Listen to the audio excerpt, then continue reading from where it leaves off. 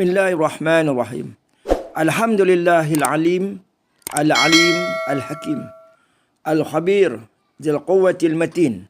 Wassalatu wassalamu ala sayyidina Muhammadin, sayyidil anbiya'i wal mursalin, hadi al-umami ila siratil mustaqim, wa ala alihi wa sahbihi wa tabi'ihim bi ihsanin ila yaumiddin.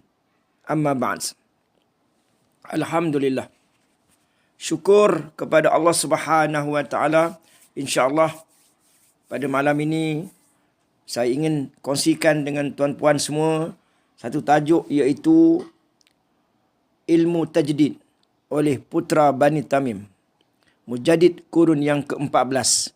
Ia akan bertemu dengan Mujaddid kurun yang ke-15, iaitu Imamul Mahdi.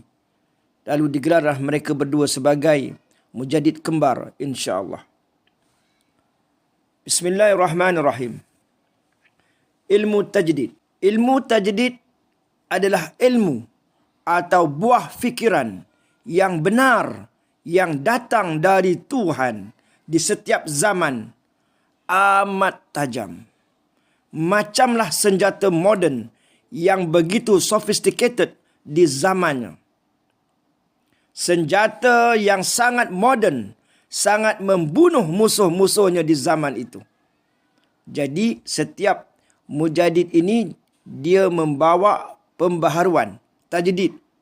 Termasuklah di antara yang paling penting ialah ilmu, buah fikiran yang sophisticated, yang canggih, yang sangat membunuh musuh-musuhnya.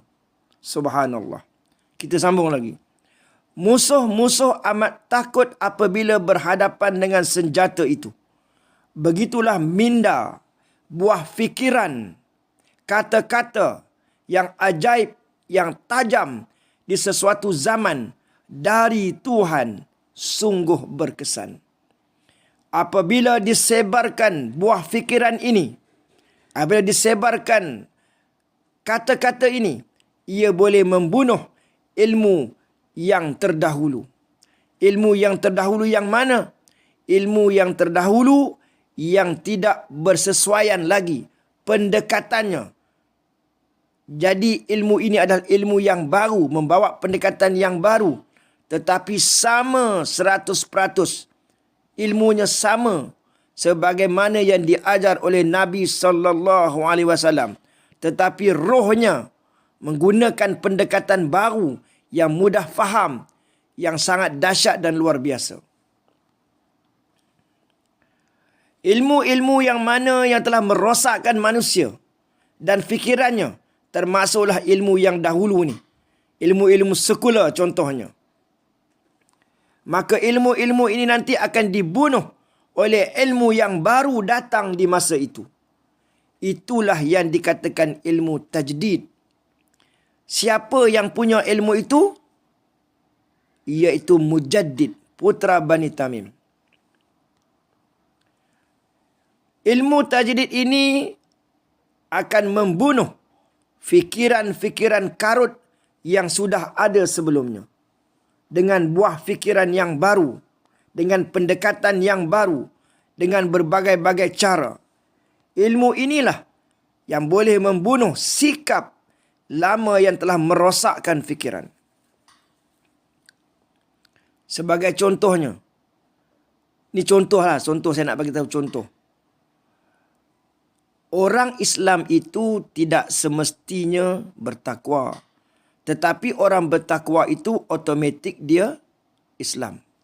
Itu contoh. Apa maknanya? Orang Islam, hari ini cuba kita tengok hari ini orang Islam. Semayang, puasa, zakat, haji. Itu yang buat, yang melaksanakan syariat.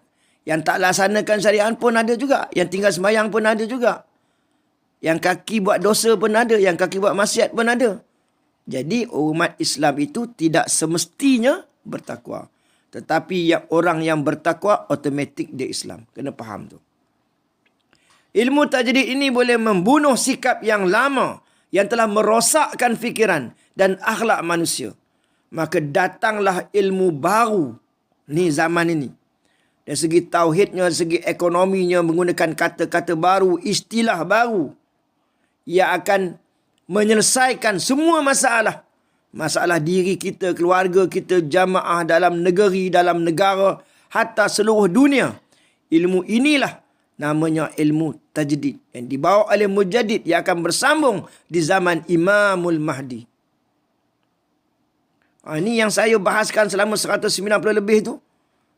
Antaranya tu saya menggunakan buah fikiran Fatah At-Tamimi, putra Bani Tamim.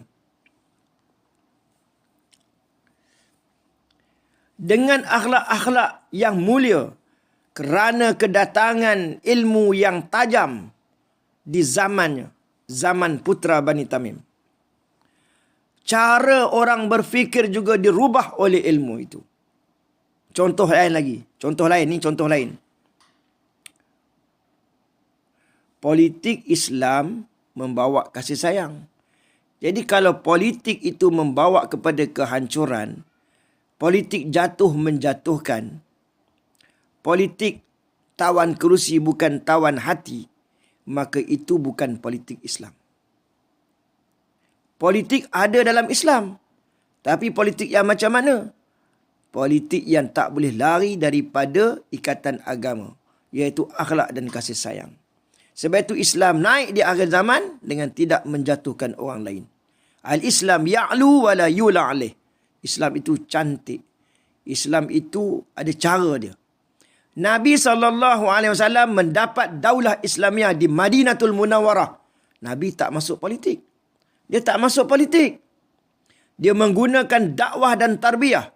Maka dengan dakwah dan tarbiyah, akhirnya dia mendapat negara di Madinatul Munawwarah, iaitu dia mendapat kuasa politik. Dia tak masuk politik.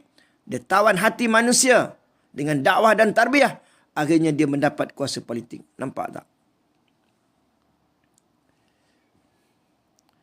Orang yang jujur, yang benar, yang ikhlas, apabila ada ilmu ini, ilmu tajdid tersebar, maka dikutipnya, diamalnya. Mereka gunakan ilmu itu untuk perjuangannya. Walaupun pemimpin yang punya ilmu atau dengan pengikut-pengikutnya, mereka tidak bertemu. Saya ulang balik, orang yang ikhlas, bila dengar ilmu tajdid ni, buah fikiran yang tajdid ni, yang baru ni, yang sophisticated ini, yang dahsyat luar biasa ni, memang luar biasa. Mereka akan gunakan ilmu untuk perjuangannya. Walaupun pemimpin yang punya ilmu atau dengan pengikut-pengikutnya mereka tidak bertemu, tapi ilmu ni boleh diguna pakai, boleh diamal. Adapun cerdik pandai termasuklah agamawan. Siapa-siapa sajalah tak kira yang tidak ikhlas, pucuk pangkalnya ikhlas. Kalau tak ikhlas, maka kedatangan ilmu baru ini sangatlah cemburu. Rasa sakit hati, rasa tak puas hati, rasa jealous, nak buruk sangka dan macam-macam lagi. Kerana apa? Kerana ilmu mereka sudah dibunuh, sudah boleh dikalahkan oleh ilmu cerdik pandai yang baru tu. Sebab itu putra Bani Tamim ini mendapat bantuan dari Allah Subhanahu wa taala, iaitu ilham. Saya banyak kali saya cakap, umat Islam di akhir zaman ni sangat prejudis. Yang prejudis lah, yang tak prejudis baguslah. Sangat buruk sangka bila kata orang ni dapat ilham, oh tak percaya. Mudah kata mengarut. Tapi tak test lagi. Berapa banyak dah buku-buku yang dikarang oleh putra Bani Tamim tanpa ada rujukan. Yang mana ilmu itu semuanya datang direct dari Allah Subhanahu wa taala.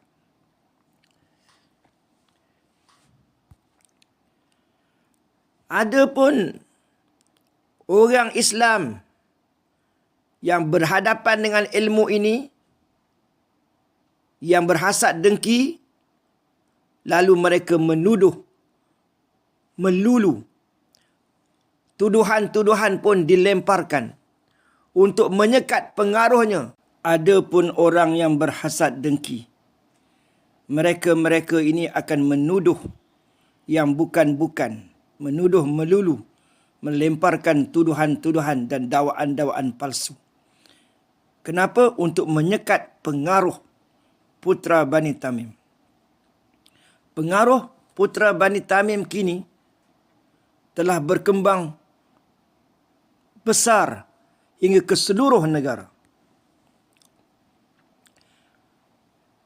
Ada juga kerana ilmu baru ni yang disebut sebagai buah fikiran, ilmu tajdid, sangat berkesan. Secara diam-diam musuh guna. Dengan ilmu ni boleh buat duit. Dengan ilmu ni boleh dapat duit. Dengan ilmu ni orang boleh kagum. Musuh boleh kalah. Jadi diam-diam musuh ni gunakan untuk kepentingannya. Dia tidak yakin dengan pemimpin ini, dengan putra Bani Tamim. Tapi dia ambil ilmunya, diguna pakai untuk dakwah dan sebagainya. Tetapi perjuangan putra Bani Tamim ditolak. Ada juga jenis yang macam tu. Yang ni keberkatannya tak ada. Mereka ambil ilmu itu dari orang ketiga supaya orang tidak perasan.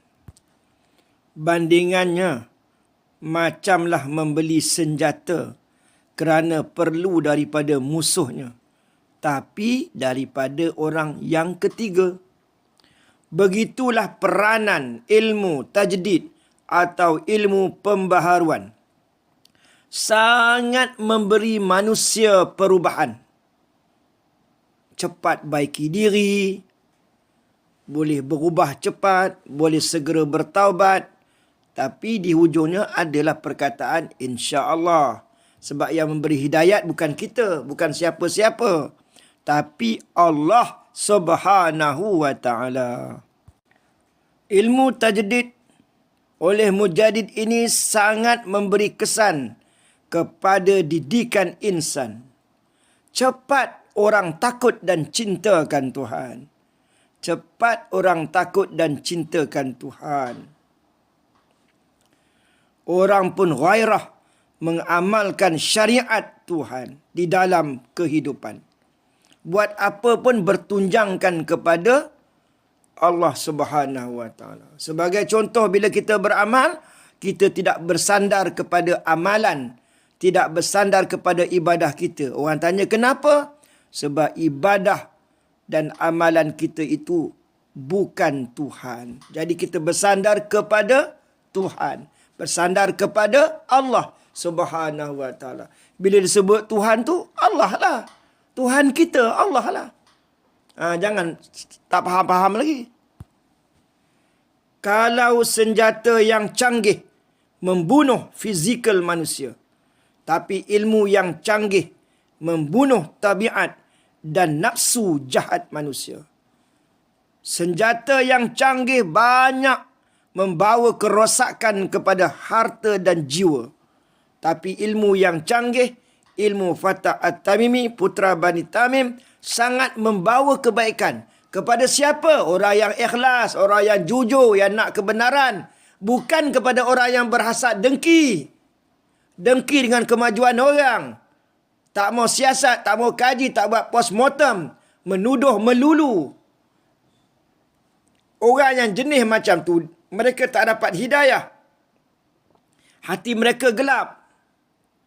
Bila orang buat Islam, dia cemburu, dia tolak. Dia nak Islam tu maju dengan diri dia. Diri dia yang bawa Islam tu maju. Kalau orang lain bawa Islam, dia cemburu, dia dengki. Ada orang macam ni. Ada orang macam ni. Jadi kita minta berlindung daripada kita pun jadi orang yang jenis macam ni. Jadi ilmu putra Bani Tamim, ilmu yang membawa kepada pembaharuan adalah ilmu yang canggih, sophisticated, yang relevan, sesuai di zaman ini, akan bersambung sampai zaman Imamul Mahdi. Sangatlah membawa kebaikan kepada insaniah dan kehidupan manusia. Kalau tuan-tuan tak percaya, insya-Allah ikutilah video-video saya yang seterusnya. Sebab saya ni nak tekankan sekali lagi, insya-Allah saya ni mudah-mudahan diterima. Saya adalah anak murid kepada Fatah At-Tamimi. Jadi, mudah-mudahan saya mendapat keberkatan. Mudah-mudahan dosa-dosa saya yang banyak diampunkan oleh Allah. Mudah-mudahan segala kesilapan saya, segala dosa saya dapat ditebus, insya-Allah. Jadi marilah kita sama-sama berdoa. Marilah kita sama-sama terus baiki diri. Terus baiki diri. Sehingga kemunculan, kezahiran putra Bani Tamim yang akan membuat perubahan. Bukan menjatuhkan orang lain. Membawa kemajuan kepada negara kita Malaysia yang tercinta ini. Semuanya akan mendapat kasih sayangnya. Semuanya akan mendapat hak masing-masing secara adil dan saksama. Semuanya akan suka bergembira insya-Allah. Melainkan sedikit je orang yang berhasad dengki. Orang yang menolak kebenaran. Orang yang sombong. Na'udzubillah. Jadi sekian saja. Wabillahi taufiq wal hidayah. Assalamualaikum warahmatullahi wabarakatuh.